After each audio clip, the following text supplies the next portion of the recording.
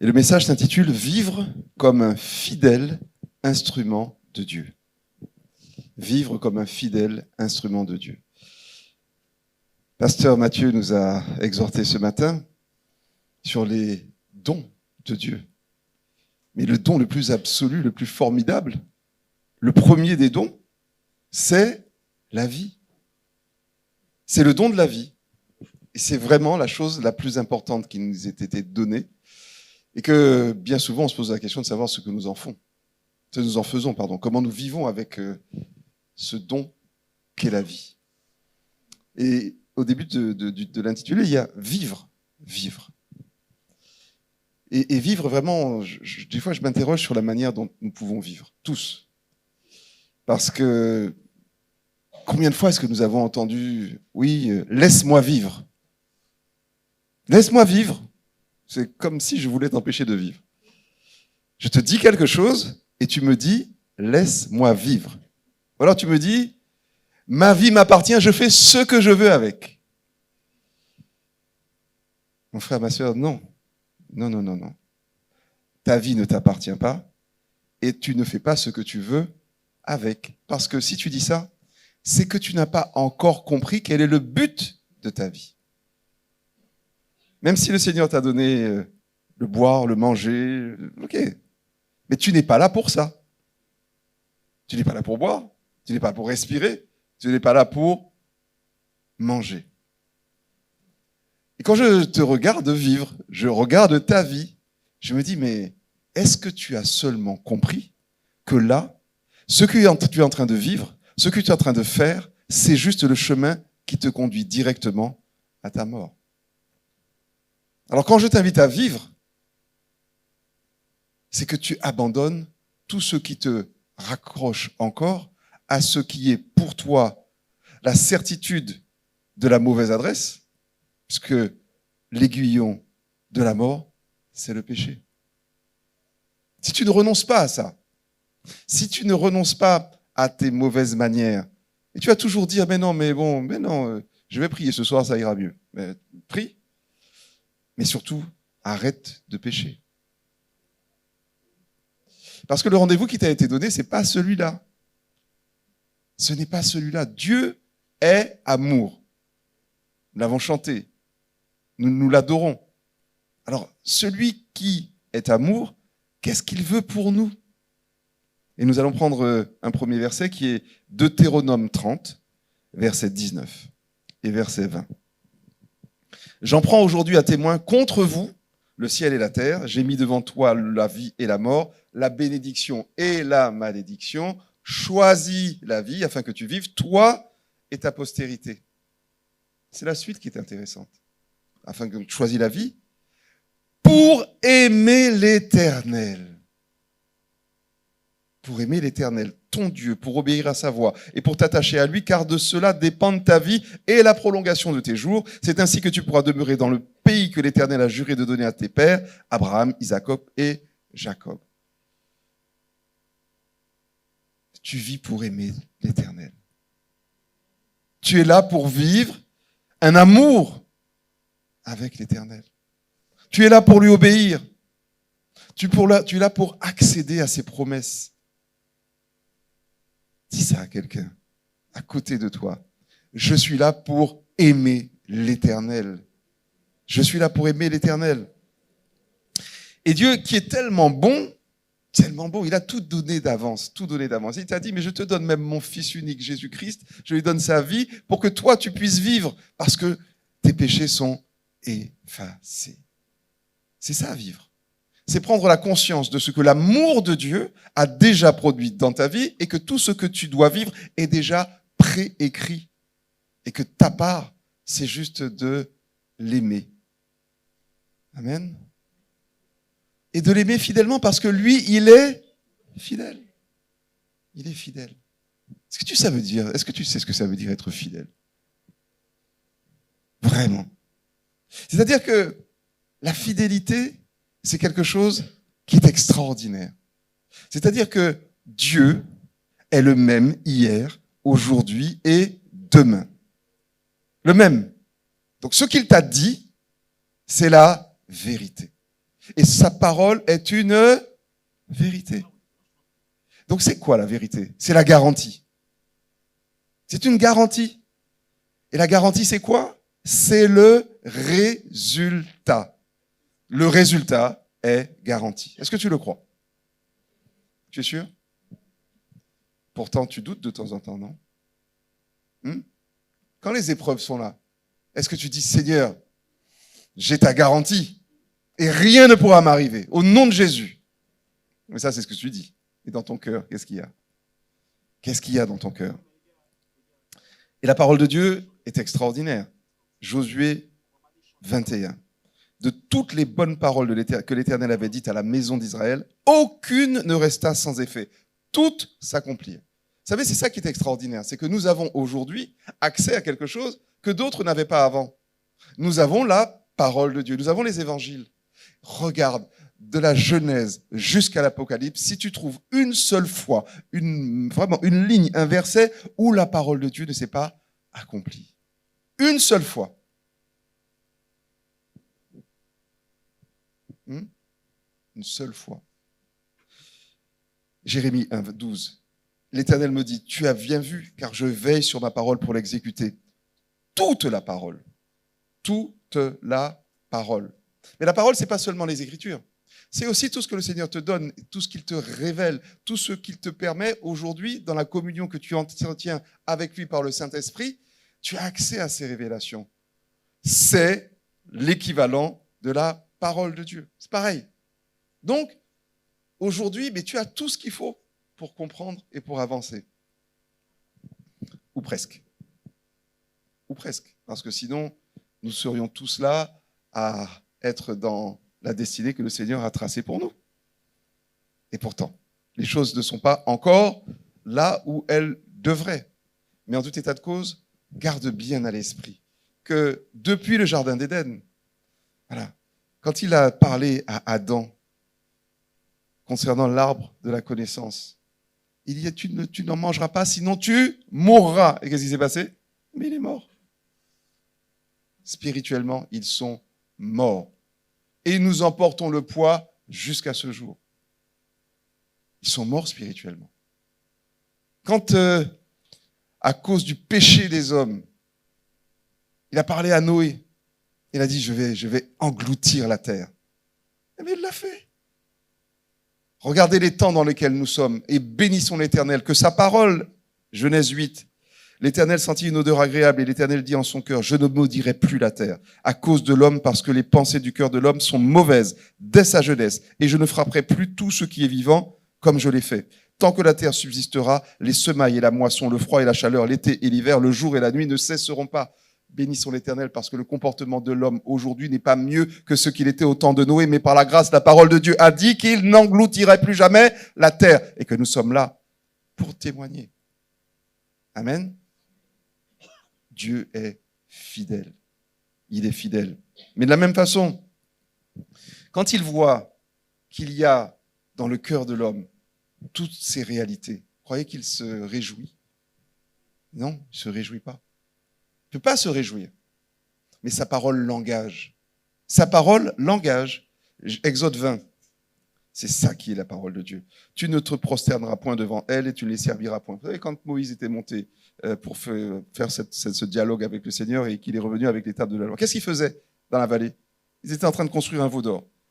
Dieu s'était déjà engagé. Qu'est-ce qu'il dit? Tu ne te prosterneras point devant elle, tu ne les serviras point, car moi, l'Éternel, ton Dieu, je suis un Dieu jaloux, qui punit l'iniquité des pères sur les enfants jusqu'à la 3e et à la 4e génération de ceux qui me haïssent, et qui fait miséricorde jusqu'en 1000 générations à ceux qui m'aiment et qui gardent mes commandements. Ça, c'est ta part. 1000 générations. Nous n'y sommes pas encore. 1000 générations. Vous voyez? Alors, il a fait mourir dans le désert ceux qui étaient indociles. Les incrédules sont morts dans le désert. Mais ceux qui ont cru en lui, ils ont vu, oui, la terre promise.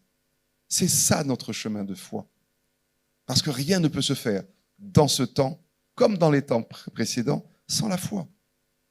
Sans la foi. Parce que Jésus a un plan. Dieu a un plan. Et que son plan pour nous, c'est quelque chose qui est extraordinaire. Éphésiens 1, verset 9 à 12. Nous ayant fait connaître le secret de son plan. Le plan est un secret. Hein. C'est un secret. Ce plan, il l'a fixé d'avance dans sa bonté en Christ. Fixé d'avance pour conduire les temps vers l'accomplissement. Selon ce plan, tout ce qui est au ciel et tout ce qui est sur la terre doit être harmonieusement réuni en Christ. Et c'est aussi en Christ qu'il nous a accordé notre part d'héritage, conformément à ce qui avait été fixé, celui qui met en œuvre toute chose selon l'intention qui inspire sa décision. Ainsi, nous avons été destinés d'avance à célébrer la gloire, sa gloire, nous qui, les tout premiers, avons placé notre espérance dans le Messie. Donc, de cette première partie, je vais quand même souligner deux choses. Quand le Seigneur nous dit « choisis la vie », comprends que c'est aimer, c'est une décision. Ce n'est pas un sentiment. C'est une décision consciente, parce que nous avons reçu la connaissance et que nous savons qui est Dieu. Donc nous l'aimons parce que nous savons qui il est. Pas ce qu'il fait, hein. Qui il est. Ensuite, il faut comprendre que tout a été donné à l'humanité par la venue du Fils de l'homme. Et qu'en Christ, nous avons accès à tout ce que le Seigneur a voulu nous permettre d'accéder. Nous l'avons en Jésus-Christ. Et c'est ça qu'il faut bien comprendre. Parce qu'il veut, c'est la parole, hein, tu le rouvres les yeux pour qu'il passe des ténèbres à la lumière et de la puissance de Satan à Dieu et qu'ils accèdent à leur héritage. C'est ça, par la foi. C'est l'héritage des sanctifiés. Pasteur David dit souvent ça. Les saints, ce n'est pas ceux qui sont au ciel. Hein. Les saints, c'est ceux qui sont là devant moi ce matin dans cette assemblée. Alors parce que tu es saint, viens saisir ta part d'héritage en Jésus-Christ. Et c'est ici que tu as accès à cette connaissance qui te permet d'avancer en étant vraiment instruit des choses de Dieu. Voilà. Et entrer dans la connaissance, parce que Dieu est souverain, nous allons y revenir tout à l'heure, c'est rentrer pleinement dans la dimension d'être un instrument. Est-ce qu'il y a des instruments de Dieu dans cette assemblée? Levez la main, c'est vous qui êtes les instruments. Ah, il y en a qui ne lèvent pas la main quand même. Hein. Il y en a qui ne lèvent pas la main. Mais bien sûr que tu es un instrument de Dieu. Parce que tu n'es pas vécu pour faire ta life. Tu es venu parce que le Seigneur t'a donné la vie pour que tu l'aimes et que tu accomplisses en son nom, vraiment par la part qu'il a donnée à son Fils Jésus-Christ, voilà, ton héritage. C'est par ton héritage que tu vas avancer avec le Seigneur. Alors, nous allons prendre Romains 8, verset 28 et suivant. Nous savons du reste que toute chose concourt au bien de ceux qui aiment Dieu et qui sont appelés selon son dessein. Cette partie-là, on l'oublie souvent, mais selon son dessein. Car ceux qu'il a connus d'avance, il les a aussi prédestinés à être semblables à l'image de son Fils, afin que son Fils fût le premier-né d'entre plusieurs frères. Ceux qu'il a prédestinés, il les a aussi appelés, et ceux qu'il a appelés, il les a aussi justifiés, et ceux qu'il a justifiés, il les a aussi glorifiés. Voilà. Et quand vous avez... Tout à l'heure, pasteur Mathieu parlait de la première partie, hein, car il est vrai qu'une génération attend avec un ardent désir la révélation des fils et des filles de Dieu. C'est pas une génération, la création tout entière. Mais vous vous rendez compte que tout est déjà établi. Tout est déjà établi. C'est ce que nous avons du mal à comprendre. Parce que on est là et on pense avancer en connaissant la pensée de Dieu. En fait, non. Nous avançons en ce que nous connaissons, notre propre pensée. Et que la pensée de Dieu, elle est souvent éloignée de nous. Et vous savez, dans le monde, il y a des gens qui nous disent toujours une chose, c'est mais vous les chrétiens, là, pourquoi vous faites l'apologie du malheur et que vous dites que vous êtes venus à Jésus parce que vous êtes tombés, parce qu'il vous est arrivé telle chose dans la vie? Qu'est-ce que vous leur répondez? Qu'est-ce que vous leur répondez? Moi, je réponds, la chose est très simple. 2 choses. D'abord, c'est parce que je ne le connaissais pas. Et deuxièmement, parce que je n'ai pas été obéissant. Parce que si je le connaissais et que j'avais été obéissant, mais je me serais accroché à son manteau, mais depuis le premier jour où j'ai pu la conscience qu'il existait. Et mon peuple périt parce qu'il lui manque la connaissance. Et la deuxième chose, c'est que la désobéissance crée un préjudice. Toujours. Toujours. Et donc, c'est là que nous nous retrouvons des fois complètement bloqués, quoi. Seigneur, là, je suis bloqué. Je ne peux plus rien faire seul. Enseigne-moi ta volonté. Comme si sa volonté n'était pas accessible. Mais bien sûr que sa volonté est accessible.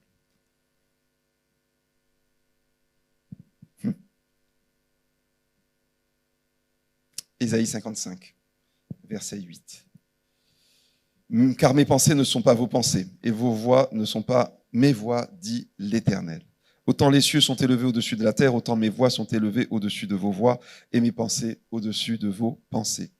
Comme la pluie et la neige descendent des cieux, et n'y retournent pas, sans avoir arrosé, fécondé la terre et fait germer les plantes, sans avoir donné de la semence au semeur et du pain à celui qui mange. Ainsi en est-il de ma parole qui sort de ma bouche. Elle ne retourne point à moi sans effet, sans avoir exécuté ma volonté et accompli mes desseins. Et le but de Dieu, c'est la gloire de Christ. La grâce fait de nous des êtres qu'il n'a pas honte d'appeler ses frères. Ses frères. Nous avons été prédestinés. Prédestinés. Donc nous avons une destinée par avance. D'accord? Nous avons été ensuite appelés. Jésus, il attend 06. T'as appelé. Est-ce que tu as seulement répondu?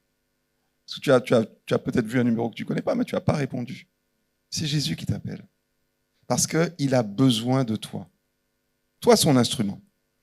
Mais la chose la plus importante, c'est qu'il t'a justifié.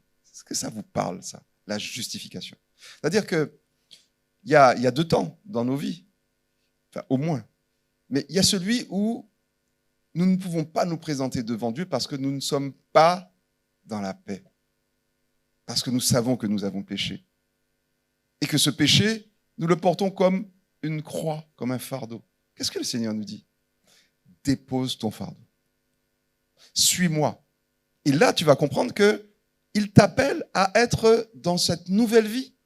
Et dans cette nouvelle vie, le péché est effacé.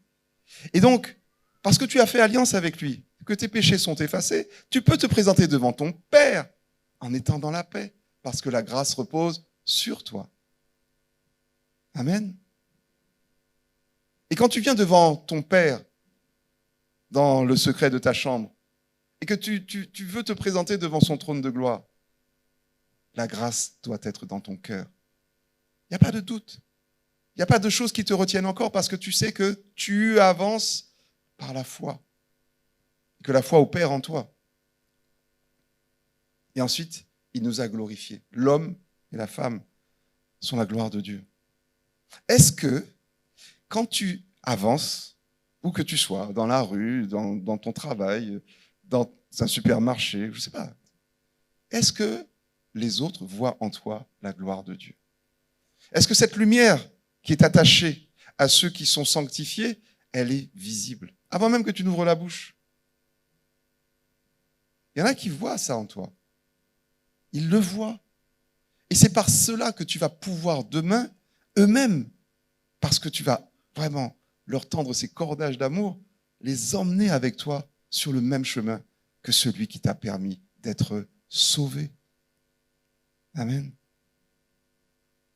C'est ça qui est vraiment la puissance de l'Évangile. C'est la capacité que nous avons, non pas à être des donneurs de leçons, mais des montreurs d'exemple. De ceux qui, par leur vie, donnent aux autres d'avancer avec vous et avec Jésus. Alors, Dieu se choisit des instruments de façon souveraine. Voilà. Tout à l'heure, je me demandais, est-ce qu'il y avait des instruments? À quoi ça sert un instrument? Ça sert à quoi? À faire ce pourquoi il a été créé. Est-ce que tu sais pourquoi tu as été créé? Est-ce que tu sais seulement pourquoi tu as été créé? Tu sais pourquoi tu as été conçu? Parce que tant que tu ne sais pas pourquoi tu as été conçu, tu es certainement une personne, mais qui n'est pas encore devenue un instrument. C'est pour ça que nous avons la grâce ici au CRC d'avoir cette puissance d'enseignement. Cette puissance qui nous permet, en toutes circonstances, d'être connectés à la révélation, à l'Esprit de Dieu. Et nous avons l'Institut de formation au ministère et aux œuvres chrétiennes qui vont te permettre de connaître quelle est ta vocation, quelle est ton identité en Christ et ce que le Seigneur attend de toi. Et là, tu vas rentrer dans la dimension de l'instrument. Mais alors là, attention. C'est là que les choses peuvent parfois être un peu compliquées. Allez. Comment je vais vous dire ça?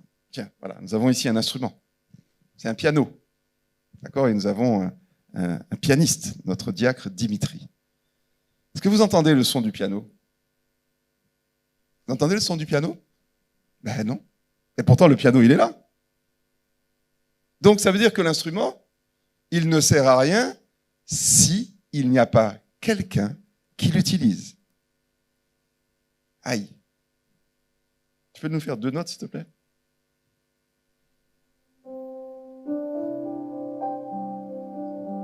Merci. Est-ce que vous savez si ce piano est accordé?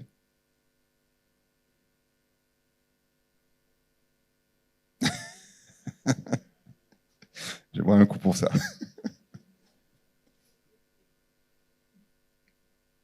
Oups. Est-ce que vous savez si ce piano est accordé? Autrement dit, est-ce que les notes qu'il a reproduites sont fidèles? Si tu as l'oreille, oui, tu vas reconnaître la note. Mais si tu n'as pas l'oreille, tu ne vas pas reconnaître si c'est la bonne note. Et si tu n'as pas l'esprit, tu ne vas pas reconnaître si la personne que tu as devant toi est un instrument fidèle. Ah oui, c'est comme ça. Et là, on va dire des choses. On va dire des choses. Vous savez, toi qui as levé la main tout à l'heure, à toi que je parle, tu as dit que tu es un instrument. Amen? Est-ce que tu sais qu'un instrument, il est inerte? C'est comme le piano, il ne produit aucun son. Donc, il n'a aucune émotivité. Et toi? Il n'a aucune émotivité. Il est là parce qu'il doit accomplir quelque chose et qu'il l'accomplit sur l'instruction de son maître. Et toi? Et toi? Tu es là, tu t'agites, tu es dans tes émotions. Ah non, mais je peux pas, on m'a mal parlé. L'instrument, il dit pas ça. L'instrument, il ne dit pas ça. On t'affecte dans une équipe. Et là, tu commences à... Moi, j'aurais pas fait comme ça. On ne te demande pas comment tu aurais fait, on te demande de faire comme un instrument fidèle. C'est ça qu'on te demande. Parce que la partition, c'est pas toi qui l'as écrite. Le plan de Dieu est le plan de Dieu, tu ne le connais même pas et tu ne sais même pas ce pourquoi tu as été appelé et tu ne sais même pas que dans l'équipe dans laquelle tu as été affecté, tu as un rôle à condition que tu acceptes. Tu fasses preuve d'humilité. Il n'y a plus d'amen. Il n'y a plus d'amen. Tu n'as pas compris que tu dois être dans une posture d'humiliation pour rentrer dans ta transformation. Parce que c'est parce que tu vas vraiment être comme Joseph. Comme Joseph. Regardez vous connaissez tous l'histoire de Joseph. Mais de la révélation jusqu'au retrouvailles avec ses frères, vous avez vu le parcours qui a été le sien? Est-ce qu'il a regimbé? Est-ce qu'il a murmuré? Est-ce qu'il s'est rebellé? Il a gardé fidèlement sa posture. Et le Seigneur l'a utilisé dans tout ce qui s'est passé, y compris en prison. y compris en tant que gouverneur et bien évidemment en tant que sauveur de la nation de son père. Imagine que tu te rebelles. Tu es dans une rébellion, tu t'agites, tu claques la porte, tu sors, tu viens. Non, ici, c'est pas comme je veux. Ouais, c'est ça. C'est ça. C'est pas comme tu veux, mais c'est comme il faut. Tu comprends? C'est comme il faut. Et c'est ça qu'il te faut. Et tous ceux qui sont rentrés, venus ici, et je parlais avec une sœur là cette semaine, mais c'est incroyable le nombre de personnes qui viennent, qui repartent, tout simplement parce qu'ils n'acceptent pas l'autorité de Dieu. Ils n'acceptent pas l'autorité de Dieu. Et ensuite, on voit leur réalité de leur parcours, parce qu'ils se cassent la tête. Et malheureusement, vraiment Seigneur, nous le savons au milieu de nous, il y en a qui ont péri. Il y en a qui sont morts. Seigneur. Et là, tu passes à côté de ton héritage. Tu passes à côté de ton héritage.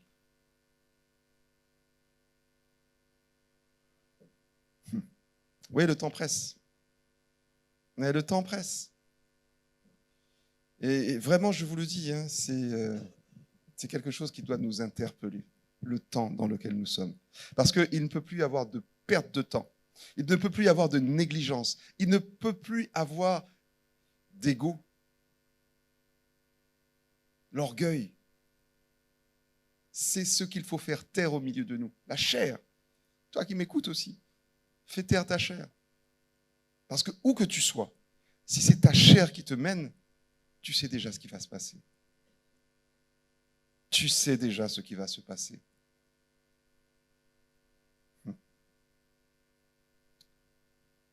Et l'instrument fidèle, il est là pour faire l'œuvre de celui qui nous a envoyés. Ce n'est pas vous qui m'avez choisi, hein, mais je vous ai choisi, je vous ai établi afin que vous alliez, que vous portiez du fruit et que votre fruit demeure, afin que ce que vous demanderez au Père en mon nom, il vous le donne. Jean 15, verset 16. Regardez la Bible. Regardez tous ces héros de la foi. Imaginez Moïse. Quelle destinée? Conduire le peuple d'Égypte. À qui Dieu a confié cette mission? Si c'est nous, nous allons dire un meurtrier. Ah ouais, il avait tué un Égyptien. On va dire qu'il est meurtrier. Bon. Et pourtant, parce qu'il était prédestiné, vous voyez, parce qu'il était dans cette réalité de foi, il était justifié. Donc il a été glorifié. Mais toi, mon frère, ma soeur, quand tu vois un bien-aimé, tu le vois là. Et puis, ah ouais, tu sais quoi, il a fait telle chose. Ah ouais, non mais quand même. Est-ce que tu sais seulement ce que Dieu a choisi de faire de cet instrument? Est-ce que tu le sais? Est-ce que tu le sais? Eh bien non. Donc, sois, on va le voir tout à l'heure, juste à ta place et dans ton rôle. Pareil, le roi David. Qu'est-ce qu'il a fait? Alors certes, de manière glorieuse, il a vaincu Goliath.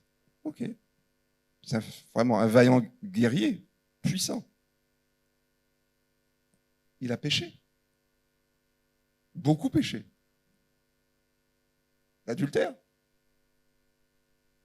Le meurtre. Le mensonge. La dissimulation. Et pourtant, c'est un instrument choisi par Dieu. Vous voyez? Ne regardons pas avec nos pensées. Regardons avec la pensée de Dieu. Qui peut dire aujourd'hui que son chemin de vie a été linéaire, droit, direct? Pas ni zonzolage, pas ni... Personne. Tu es un instrument. On va prendre un petit moment sur Acte 9, verset 10. Il y avait à Damas, alors vous connaissez l'histoire de Saul de Tarse, hein, qui a rencontré Jésus sur le chemin de Damas. Or, il y avait à Damas un disciple nommé Ananias. Le Seigneur lui dit dans une vision, Ananias.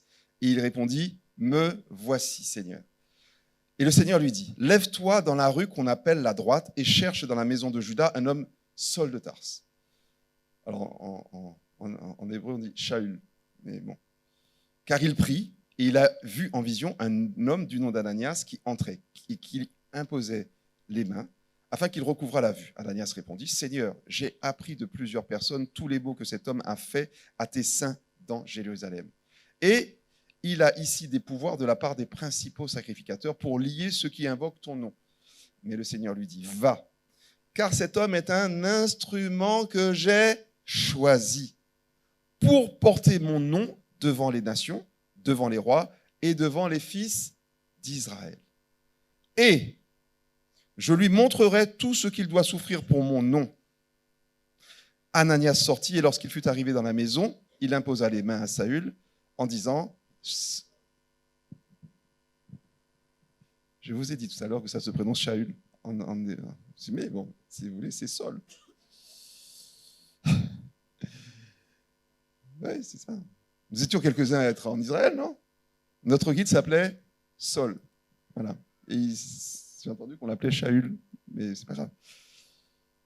Saul, si vous préférez, mon frère, le Seigneur Jésus qui t'est apparu sur le chemin par lequel tu venais m'a envoyé pour que tu recouvres la vue et que tu sois rempli du Saint-Esprit. Au même instant, il tomba de ses yeux comme des écailles et il recouvra la vue. Il se leva et fut baptisé. Qu'est-ce que cela nous montre en fait? D'abord, il y a une dimension puissante, c'est la communion avec le Saint-Esprit. Parce que s'il n'y a pas cette communion, tout le reste de l'histoire ne s'écrit pas. Voilà. Donc, notre priorité, c'est de communier avec le Saint-Esprit. Parce que vous avez bien vu, le Seigneur a parlé à Ananias et il a parlé à Saul. Et les deux bouts de ce message étaient connectés. Et s'ils ne sont pas connectés, ils ne peuvent pas avancer. Et donc, et l'un et l'autre sont rentrés dans quelque chose qui est nouveau pour Saul, mais que Ananias, qui est un fidèle instrument, connaît. C'est la fidélité. Et la fidélité, alors pour ceux qui sont d'une autre génération, on disait des chaînes haute fidélité. C'est-à-dire que la qualité du son était reproduite exactement comme l'original. Et donc, la fidélité, c'est de transmettre le message, tout le message, mais rien que le message. Vous voyez? Le message. Mais quand le Seigneur lui dit, dans le verset 16, « Et je lui montrerai tout ce qu'il doit souffrir pour mon nom », tu n'as pas dit d'aller faire la commission pour lui. Je vais, moi le Seigneur, te dire ce que tu vas souffrir. Ce n'est pas ta part. Alors toi, quand tu reçois un message, est-ce que tu es fidèle dans ta manière de le transmettre?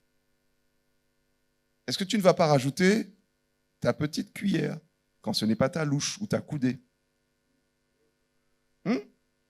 La fidélité et l'efficacité de la parole, c'est qu'elle se suffit à elle-même.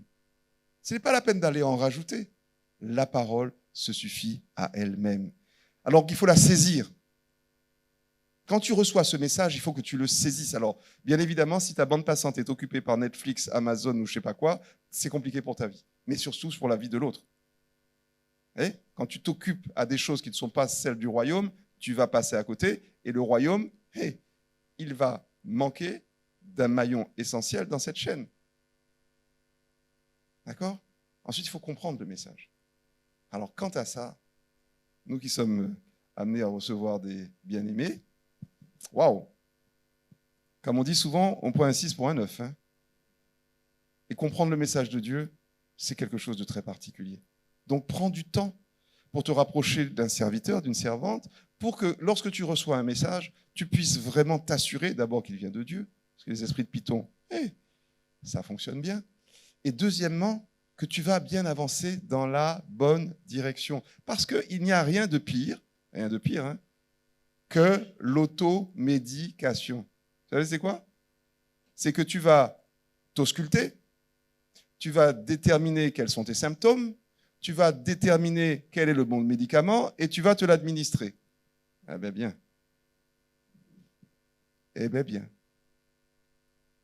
Je ne savais pas que tu avais fait 10 années de médecine. Non, non, non. la pire des choses, c'est l'automédication. Je peux vous dire, hein, nous qui sommes serviteurs de Dieu, quand il y a quelque chose de particulier qui nous arrive et qui nous concerne, qu'est-ce que nous avons? Mais nous en remettons à nos bergers, parce que nous avons des conducteurs. Nous ne sommes pas là pour nous conduire nous-mêmes. Même si nous sommes serviteurs, nous sommes des brebis, et que nous avons un berger. Donc vous, faites cet effort pour vous assurer que le message que vous avez reçu, vous allez vraiment le comprendre.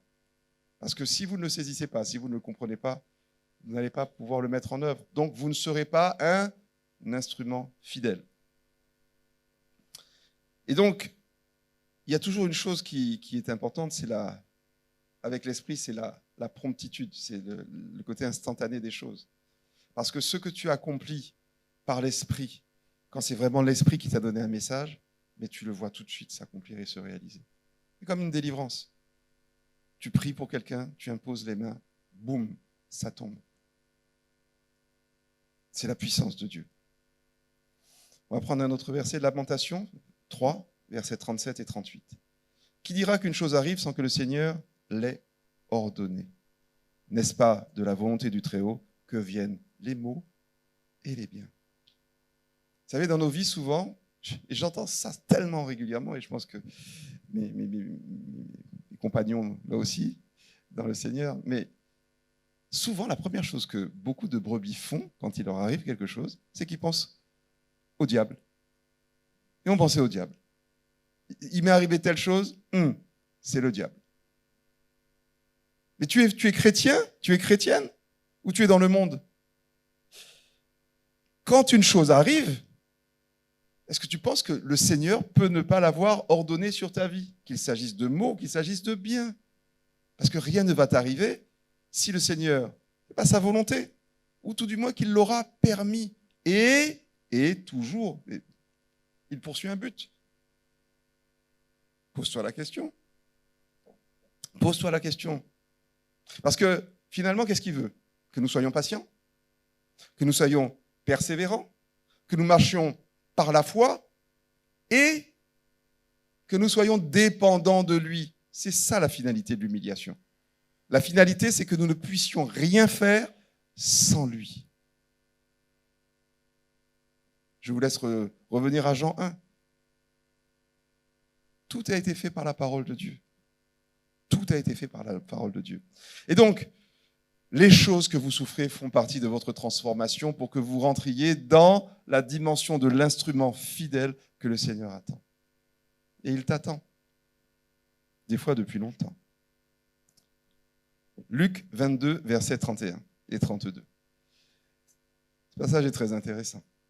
Le Seigneur dit, « Simon, Simon, Satan vous a réclamé pour vous cribler comme le froment. Mais j'ai prié pour toi, afin que ta foi ne défaille point, et toi, quand tu seras converti, affermis tes frères. » Voici le rôle d'un instrument. Vraiment, l'autre là, il veut te cribler comme du froment. C'est ça son job. Et il l'accomplit souvent à la perfection. D'accord? Mais le Seigneur, il prie pour toi. Il prie pourquoi? Pour que ta foi ne défaille point. C'est ça. Comme Joseph, pour que ta foi ne défaille point. Et quand tu seras affermi dans ta foi, qu'est-ce qui te dit? Affermis tes frères. Instrument que tu es, affermis tes frères. Amen. Et souvent, ce que nous oublions, hein, parce que c'est la société, c'est le monde qui veut ça aujourd'hui. Souvent, on oublie qu'on est dans un monde où c'est l'individualisme qui règne. D'accord? Et donc, nous sommes plus amenés à marquer nos différences que nos ressemblances. Mais dans une assemblée, on est là pour ressembler à qui? À Jésus. Arrête de me parler de tes différences. Parle-moi de ce qui te fait ressembler en Christ, à ton frère, à ta sœur.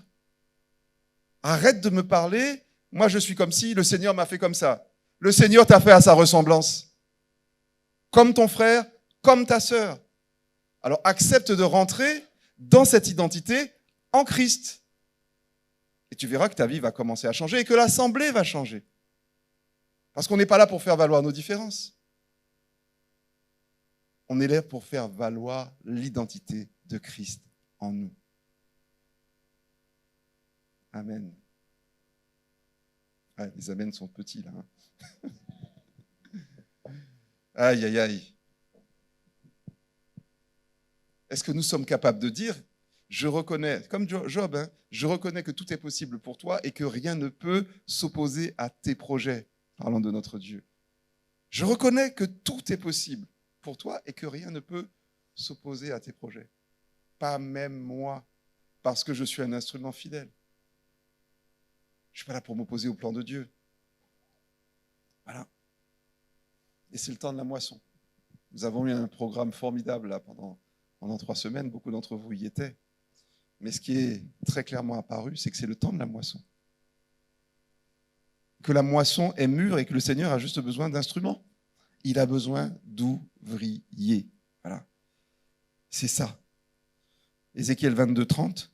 Je cherche parmi eux un homme qui élève un mur, qui se tienne à la brèche devant moi en faveur du pays, afin que je ne le détruise pas. Mais je n'en trouve point. Mais je n'en trouve point. Alors tout ouvrier doit vivre vraiment dans la paix, en sachant que les choses anciennes sont passées, que la culpabilité, la condamnation ou le regret doivent cesser une fois pour toutes. Il n'y a aucune condamnation pour ceux qui sont en Jésus.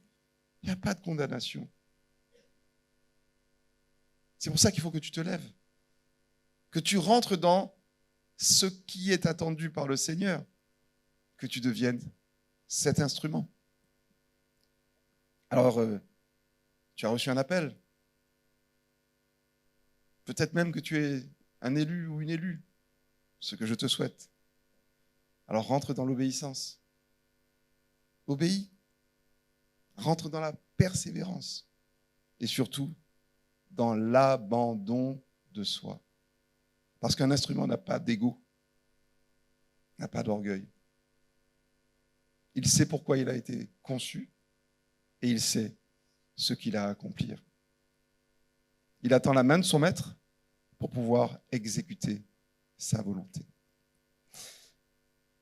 Amen. Glorifions le Seigneur. Acclamons-le.